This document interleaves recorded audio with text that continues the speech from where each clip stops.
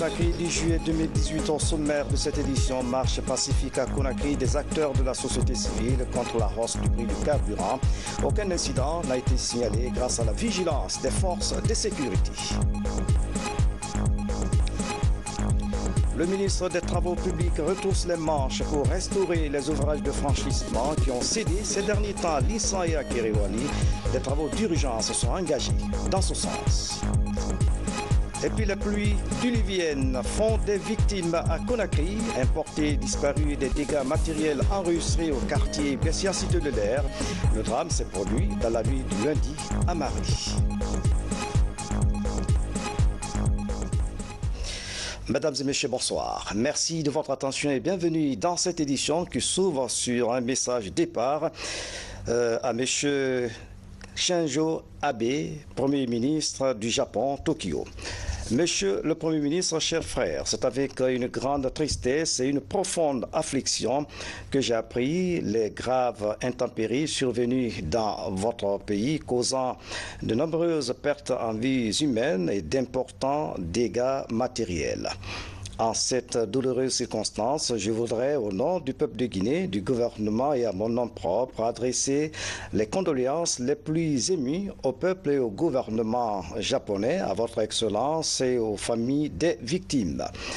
En vous assurant de ma solidarité, je vous prie d'agréer, Monsieur le Premier ministre, mes sincères sentiments de compassion. Conakry, le 10 juillet 2018, professeur Alpha Condé, président de la République, chef de l'État. Le président turc Recep Tayyip Erdogan a prêté serment lundi au Parlement. C'est devant plusieurs personnalités venues de par le monde. Le chef de l'État guinéen, professeur Alpha Condé, était à cette cérémonie pour témoigner de son amitié et celle du peuple de Guinée, président réélu à la tête de la Turquie qui dirige depuis 2003. Sanassi Keïta revient sur les temps forts de la cérémonie d'investiture à Ankara. Elles sont venues nombreuses des 4 coins du monde. Ces personnalités ici présentes sur cette esplanade du palais présidentiel d'Ankara. Et pour cause, prendre part à la cérémonie d'investiture du président réélu de la Turquie. Recep Tayyip Erdogan, en compagnie de son épouse, est ovationné par tout ce monde venu lui exprimer ses vives salutations pour sa réélection à la tête de la Turquie le 24 juin dernier, dès le premier tour de l'élection présidentielle, pour un nouveau mandat de 5 ans au pouvoir considérablement renforcé. Plus de 56 millions d'électeurs étaient appelés aux urnes pour la présidentielle, mais aussi pour les législatives. Le vainqueur de cette élection, c'est la démocratie, la volonté nationale. Le vainqueur de cette élection, c'est chacun des 81 millions de nos concitoyens, déclare Recep Tayyip Erdogan devant ses parterres de personnalités. Le chef de l'État turc a promis de poursuivre sans détour sa politique de développement pour faire de la Turquie une nation forte et prospère. Le président de la République, professeur Alpha Condé, en compagnie d'une importante délégation, a rehaussé de sa présence cette investiture, ce lundi, du président réélu, pour non seulement lui témoigner davantage de son amitié, mais également des bonnes relations d'amitié et de coopération qui existent entre la Guinée et la Turquie. Un dîner a été offert enfin par le président Recep Tayyip Erdogan à ses hôtes. Dîner au cours duquel le président turc a remercié chaleureusement toutes ces personnalités pour avoir rehaussé de leur présence cette cérémonie d'investiture. À Conakry, le représentant spécial du secrétaire général des Nations Unies pour l'Afrique de l'Ouest poursuit sa série de rencontres avec les institutions de la République. Ce mardi, Mohamed Ibn Chambash a échangé avec les élus du peuple. Le contentieux électoral et la hausse du prix du carburant à la pompe ont dominé la rencontre. Abdoulaye Diallo fait le point.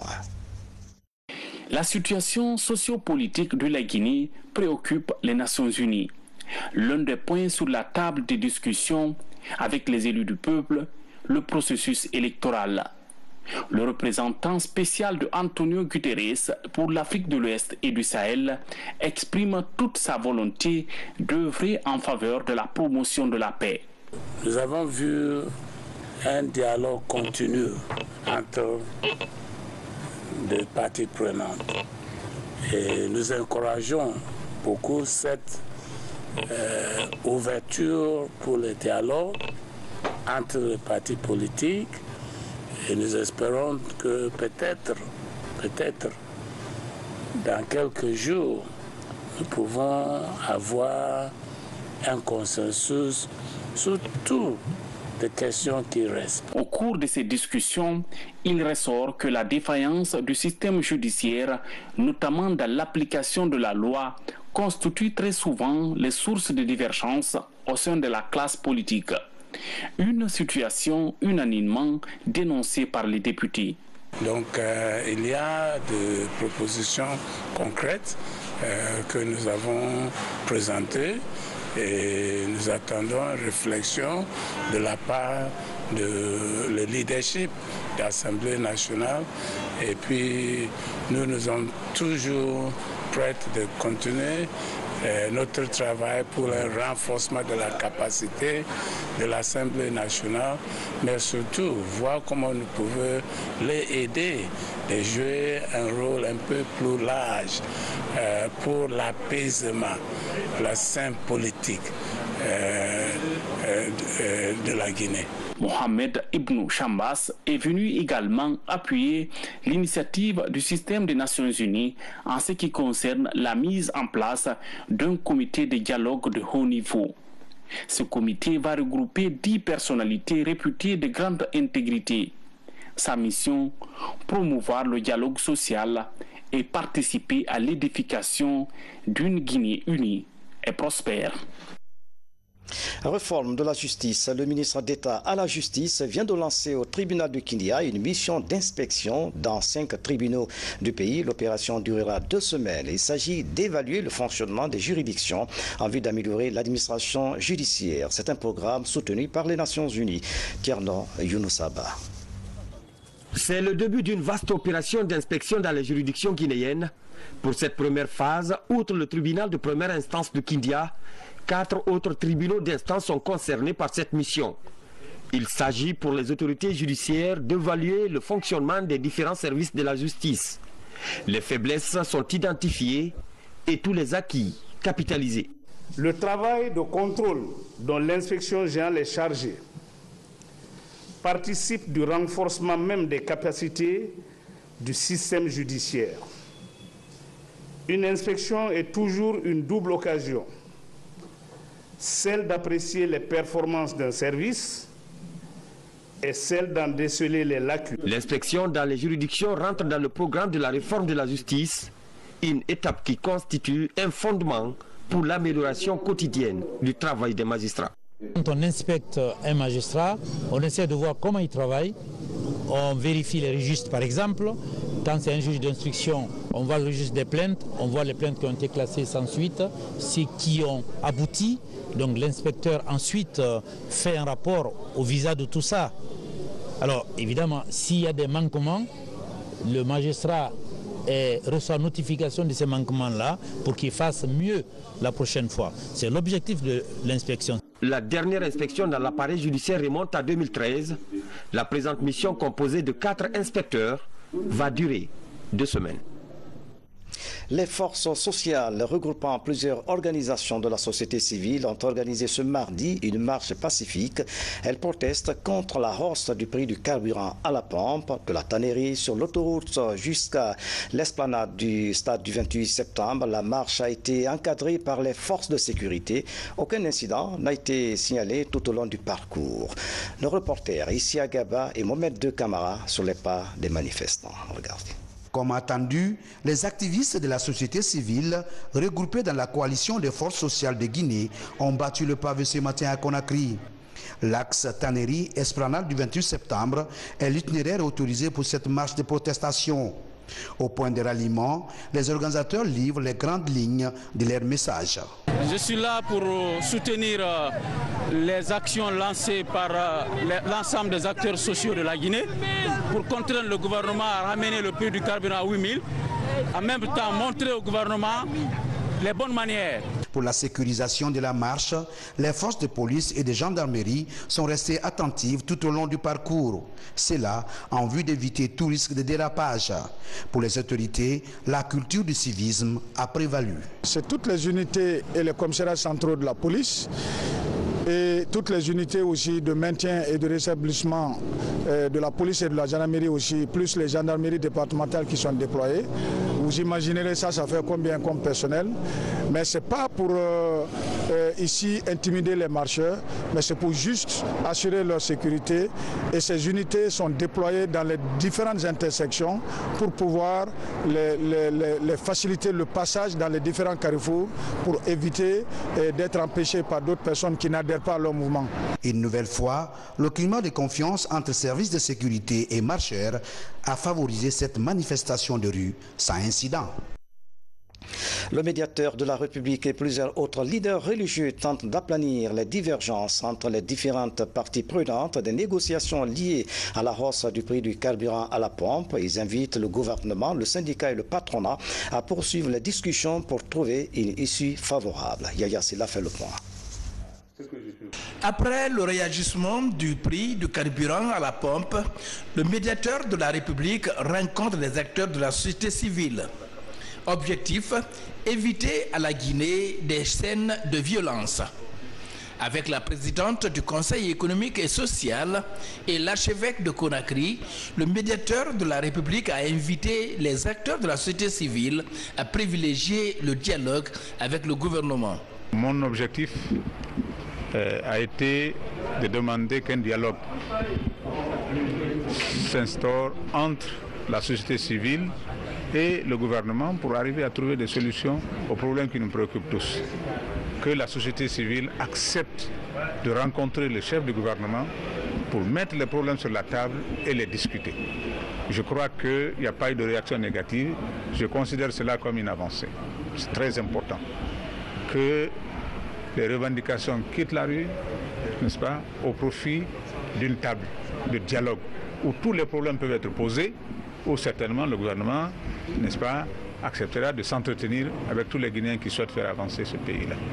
Les acteurs de la société civile saluent cette initiative du médiateur de la République en mettant à profit la rencontre pour lui donner plus de détails sur cette crise du carburant, tout en reconnaissant la nécessité du dialogue.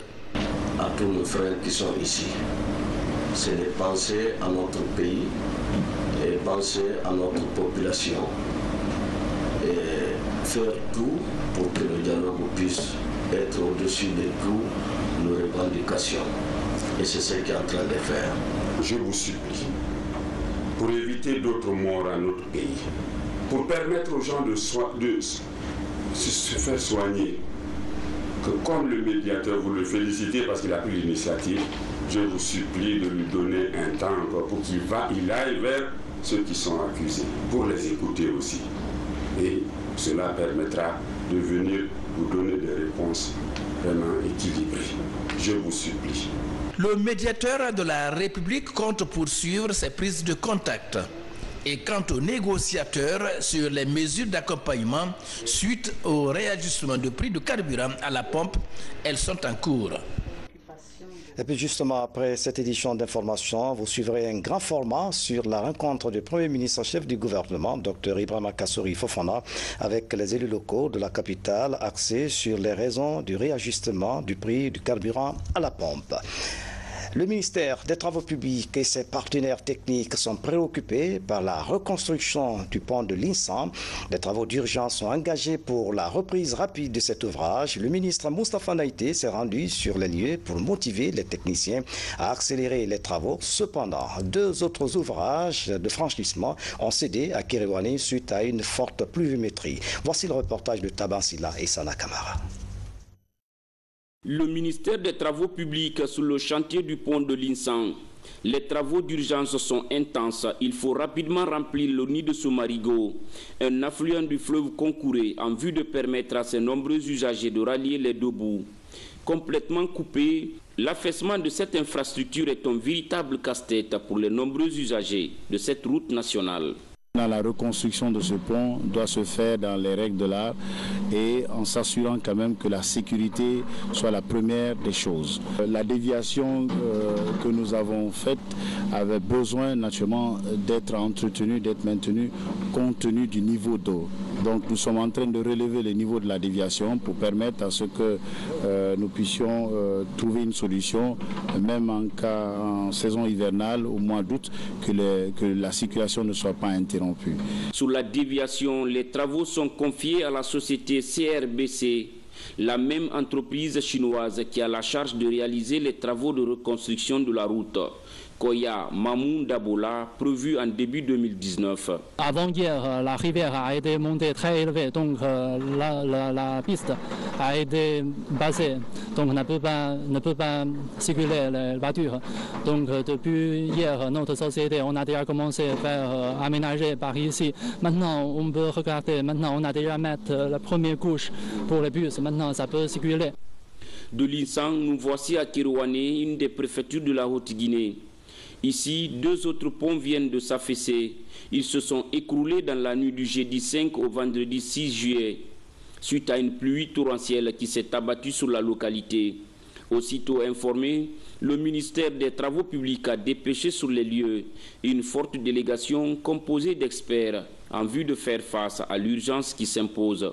Au nom du ministre M. Moustapha Naïti, c'est que des dispositions idoines, des dispositions rapides vont être prises pour le rétablissement vraiment de la circulation dans un bref délai, car vous le savez plus que moi qu'aujourd'hui le chef de l'État a fait comme priorité le développement des infrastructures routières. Sur place, les autorités locales, les syndicats et d'autres bonnes volontés sont mobilisés pour faire traverser par les moyens de bord ces usagers bloqués de l'autre côté de la rive. Je remercie le gouvernement pour sa promptitude, puisque aussitôt informé l'autorité, nous avons reçu les missions sur place.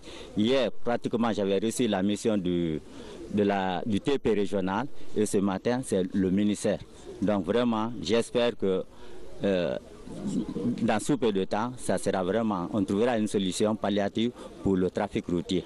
Pour mémoire, le premier pont sur la Diassa, un affluent du fleuve Niger, mesure 35 mètres de longueur et 7 mètres de largeur. Et le deuxième sur le Keoulendou mesure 9 mètres de longueur et 5 mètres de largeur. Ils sont entre autres vieux de 26 et de 73 ans. Dans l'actualité encore, la Maison de l'Emploi et des compétences de la région de Mamon-Fédé-Zéreux, un des jeunes demandeurs d'emploi vient d'être retenu parmi les 100 jeunes porteurs de projets. L'ancien Tunkara a bénéficié d'une formation en entrepreneuriat dans cette agence régionale. Le directeur général de l'AGIP apprécie les résultats obtenus par l'agence de Mamon. Reportage Moussa Komara. 3 ans après son démarrage, cette maison de l'emploi et des compétences de Mamon tient toutes ses promesses. Conseil, orientation, formation en technique de recherche d'emploi ou encore en entrepreneuriat pour les jeunes demandeurs d'emploi de la localité. Environ 300 jeunes diplômés de la région sont inscrits sur la plateforme. Tous bénéficient de formations et conseils pour faciliter leur employabilité. Lorsqu'on a ouvert l'agence le 3 avril 2016, on faisait l'enregistrement classique. C'est que quand le jeune vient, il vient avec des photos. Des photos d'identité qu'on met au niveau de la carte d'inscription et de prospection individuelle. Nous avions une carte rose aussi, on met la seconde photo. Maintenant, avec l'appui du projet Bossez, ils ont aidé à l'AGIP à trouver un logiciel de suivi des chercheurs d'emploi qu'on a commencé à utiliser depuis novembre 2016. Au moment de l'enregistrement classique, vous avez enregistré 100 jeunes au niveau d'un registre ici. Maintenant, depuis que la plateforme est mise ici, donc on est autour de 213 inscrits au niveau de la plateforme. Nous avons noté avec satisfaction que les inscriptions évoluent à un niveau très, très appréciable. Et nous avons aussi noté qu'à chaque fois qu'il y a un nombre important de jeunes qui ont besoin d'un certain nombre de formations, nous sommes sollicités à Conakry et ces formations sont données. Ces jeunes diplômés en anglais de l'université de l'Abbé, par exemple, est un des tout premiers inscrits sur la plateforme. Je m'étais inscrit à l'AGIP afin de trouver un travail quand j'ai fini depuis 2013. Et il se trouve que quand ils ont mis le logiciel en place, je me suis inscrit, on m'a orienté dans le volet entrepreneuriat. Et dans ce sens, on a bénéficié d'une formation tout récemment à Conakry. On était au nombre de 100 jeunes qui ont été sélectionnés au niveau du pays. Et j'ai eu de la chance, j'ai été sélectionné au niveau de Mamou. On a eu aussi la chance d'avoir présenté nos projets, nos différents projets au niveau du bouchage. Et donc on est en attente des résultats des 25 projets qui seront sélectionnés. Comme ici à Mamou, cette maison de l'emploi et des compétences est aujourd'hui un véritable outil d'espoir pour les jeunes en quête de leur premier emploi. Sa proximité avec les diplômés sans emploi est appréciée partout à travers le pays. Après 30 ans d'absence aux compétitions sportives universitaires, la Guinée revient avec force. L'équipe universitaire de Kankan vient de remporter la 2e place à la 9e édition des Jeux universitaires africains tenus en Éthiopie du 2 au 6 juillet dernier. À son retour au pays, le ministre de l'Enseignement supérieur et de la Recherche scientifique a reçu l'équipe de l'université de Kankan. Francis Collier était de la partie.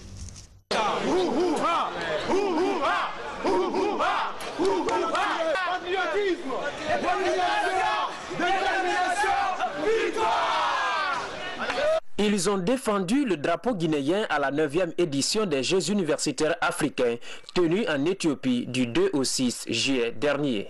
Ils regagnent le Bercail avec la 2e place de cette compétition. La 3e rencontre a opposé l'université de Kankan à l'université de Mekele. Nous avons corrigé cette université 6-1. Donc la dernière rencontre qui nous avait opposée à l'université de la Tanzanie, Zanzibar, c'est une rencontre qui s'est soldée également par la victoire de l'équipe guinéenne. À cette compétition des Jeux universitaires africains, l'équipe de Kankan qui a représenté la Guinée a hissé haut les couleurs nationales, ce qui lui a valu la médaille d'argent. Tout au début d'abord c'était pas facile, on a eu d'énormes difficultés, notamment ici d'abord en Guinée, car on a pratiquement eu 3 séances d'entraînement et on a voyagé avec 16 joueurs pour une compétition de telle envergure. Je pense que c'est pas facile. On a su se donner les mains et porter le drapeau de notre cher pays, la Guinée, très haut. Ce retour de la Guinée dans les compétitions universitaires africaines est bien accueilli par les autorités ministérielles qui fondent l'espoir en l'avenir du football guinéen. Et je crois que c'est une bonne dynamique qu'il faut encourager, parce qu'il faudrait que le sport et la culture quittent la rue pour l'école. Aujourd'hui, cette consécration est une preuve éloquente que les étudiants, les élèves guinéens peuvent faire de grandes choses. La Guinée a rejoint la Fédération africaine des Jeux universitaires très récemment. Et 3 semaines après, on devait aller en compétition. Donc pour nous, c'est une satisfaction. Après ce résultat positif de l'équipe nationale des Jeux universitaires de Guinée, un nouveau défi à relever s'impose. C'est celui de travailler dur pour la Coupe des Jeux universitaires mondiaux prévue en Chine au mois de décembre prochain. La pluie diluvienne font des victimes à Conakry. Un jeune porté disparu, des dégâts matériels importants. C'est le bilan d'une inondation survenue dans la nuit du lundi à mardi au quartier Bessière Cité de l'Air. Suivez ce reportage de Lancé Kamisoko et Isidore Nandamou de Tunkarata. À peine 1 heure après le début de la pluie, cette rivière traversant Bessière Cité de l'Air a débordé. Conséquence, des riverains complètement submergés. Parmi eux, cette famille Souma. Ici, on dénomme 3 blessés et un jeune homme porté disparu. Sekouba est l'un des rescapés. Nous étions assis à 4 dans les bancs de 22 heures. Moi, j'étais assis dehors. Quand il y avait eu beaucoup de pluie, j'ai jugé nécessaire de me mettre à l'abri. Maintenant, il y avait eu un bruit très violent. On dirait une montagne qui s'écrase. Maintenant, nous avons pris notre fuite vers la porte et on s'est vu s'évanouir au bout de l'eau. Maintenant, l'eau m'a emporté jusqu'à cet arbre. Je suis allé me coincer là-bas jusqu'à ce que j'ai pu m'en sortir. Selon le père de la famille, le dépôt des ordures dans le lit de la rivière est à l'origine du drame. C'est les gens du quartier qui n'arrivent pas à prendre leurs dispositions. Ici, derrière moi, c'est un lieu de dépotoir. Avant, ce n'était pas un lieu de dépotoir, mais aujourd'hui, c'est un lieu de dépotoir. Parce que le chef de quartier ne veut pas gérer son quartier. Il laisse, l'abandonne. Je me suis battu avec des gens ici. Je suis allé au quartier. Il n'a pas pu prendre ses dispositions. il m'a laissé dans le problème. Une fois, deux fois, j'ai vu qu'au lieu que j'arrive à avoir des problèmes avec les voisins, j'ai laissé. Depuis le début de la saison pluvieuse, c'est le deuxième cas d'inondation enregistré dans cette zone. Interrogé à ce sujet, le chef du quartier déplore la construction anarchique des maisons. Comment est-ce qu'un citoyen peut, normal peut se permettre quand même de construire dans le lit d'un courant d'eau? C'est la première maisonnette qui est là, tout juste à la sortie du pont, là-bas là. Voilà, les trois garçons étaient là-dedans. Pouf, ils ont entendu le mur là s'écrouler. Ils sont sortis, le temps de prendre les dispositions sur cela. Pouf, l'eau s'est venue en force maintenant, ça les a ramassés. Ça a cassé le mur et voilà. D'autres sont montés sur le toit, d'autres ont essayé de grimper le banquier. Mais le premier qui a été pris ici, lui, on n'a pas pu le repêcher. Il est allé, voilà. Jusqu'à présent, on n'a pas retrouvé son corps. Selon le constat du terrain, la rivière a été transformée en un entonnoir dont le contenu se déverse dans un caniveau débouchant sur l'autoroute Fidel Castro. Avec ces grandes pluies qui s'annoncent, de nombreux riverains courent encore d'éventuels risques d'inondation. Les travaux d'assainissement du quartier Bonfi, les jeunes volontaires de la commune de Matam, dirigés par Mme Kadiatou Sila KS, ont entrepris des grandes actions de nettoyage pour débarrasser leur commune des immondices, des opérations hautement appréciées et soutenues par les populations. Nous y reviendrons. Les Nations Unies célèbrent demain, 11 juillet 2018, la journée mondiale de la population. Et cette année, l'accent est mis sur la planification familiale. À cet effet, le Fonds des Nations Unies pour la population a fait une déclaration. Écoutons le représentant de l'UNFPA, Cheikh Tal, au micro de Lancé Camille Soko. La planification familiale n'est pas seulement une question relative aux droits de l'homme. Elle est aussi essentielle à l'autonomisation des femmes, à la réduction de la pauvreté et au développement durable. Pourtant, dans les régions en développement, quelques 214 millions de femmes ne disposent toujours pas de méthodes sûres et efficaces de planification familiale pour des raisons allant du manque d'informations ou de services au manque de soutien de la part de leurs partenaires ou de leur communauté. Ces carences menacent leur capacité à construire un avenir meilleur pour elles-mêmes, pour leur famille et pour leur communauté. En cette journée mondiale de la population, l'UNFPA appelle les gouvernements à s'acquitter de leurs engagements concernant l'accès universel aux services de santé sexuelle et reproductive et aux droits en matière de reproduction, notamment les services de planification familiale, d'information connexes, comme convenu lors de la conférence internationale de 1994 sur la population et le développement et dans le programme de développement durable à l'horizon 2030. La nouvelle représentante de la Guinée aux Nations Unies vient de présenter ses lettres de créance. Madame Sidibé Fatoumata Kaba réitère la position de la Guinée sur un certain nombre de questions dans la réforme des Nations Unies défendue par le président Alpha Condé. Aboubakar Kamara commente ces images. L'ancienne représentante de la Guinée à l'Union africaine entame une nouvelle haute mission diplomatique. À New York, Mme Sidibé Fatoumata Kaba est cordialement reçue par le secrétaire général des Nations Unies. Antonio Guterres a félicité l'ambassadeur de la Guinée pour sa nomination. Dans un premier entretien en tête-à-tête, le secrétaire général des Nations Unies a rappelé les liens de cœur qui l'ont toujours uni à la Guinée. Un pays qui, pour lui, a joué un rôle historique dans les mouvements de libération de l'Afrique. Antonio Guterres a rassuré la diplomate guinéenne de sa disponibilité à l'accompagner dans sa mission de consolidation des relations entre les Nations Unies et notre pays.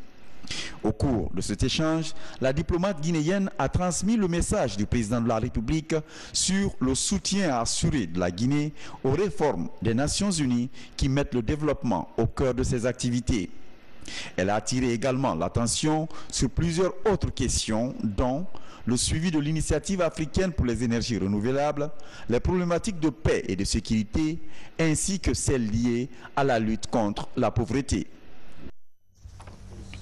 Et puis après ce journal, vous suivrez un grand format sur la rencontre du Premier ministre, chef du gouvernement, Dr Ibrahima Kassory Fofana, avec les élus locaux de la capitale. C'est la fin de cette édition. À tous, merci de nous avoir suivis. Excellente soirée où que vous soyez dans le monde. À demain.